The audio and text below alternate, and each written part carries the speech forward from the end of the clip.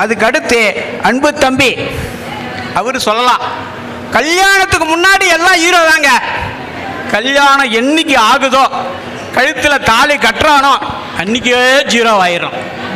தாலி கட்ட சொல்ல ஐயர் சொல்லுவாரு, கல்யாணம் தந்து நானே நல்ல காலம் முடிப்போ தாலி கட்டுறா, நல்ல காலம் முச்சிச்சு, தெத்து முச்சிச்சு, சனி முச்சிச்சு, கட்டிய விடான்னு அர்த்தமா.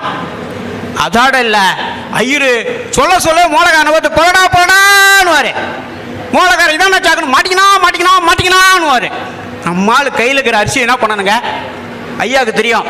தாலி கட்டி முடிக்க உடனே அந்த சாங்கியெல்லாம் பண்ணுவாங்க, புளியாறு போட்டு எடுப்பாங்க, மோதிரம் போட்டு எடுப்பாங்க, வாழைப்பழம் ஊட்டுவாங்க.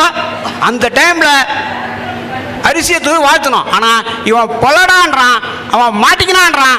அந்த டைம் பார்த்து அரிசியை விசீறி அடிப்பான்.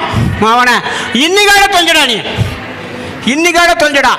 20 வருஷமா என் முன்னாட்டிக்கிட்ட படுற கஷ்டத்தை நான் பட போறல, நீ பட போறல, என் கண்ணால பார்க்க போறல அப்படின்றானா, அப்ப அவன் ஹீரோ இல்ல ஜீரோவா இருக்கிறான் அப்படின்னு அர்த்தம்.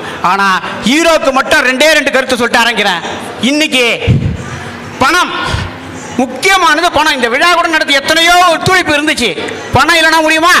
அப்படிப்பட்ட பணத்தை வெளிநாடுகளிலும் இராணுவத்திலும் சென்று சம்பாதித்து கொடுப்பவர்கள் ஆண்கள். அந்த இடத்தில் அவர்கள் ஹீரோவே. இதுல ஜீரோக்கு நிறைய சொல்லலாம் என கூறி ஹீரோவே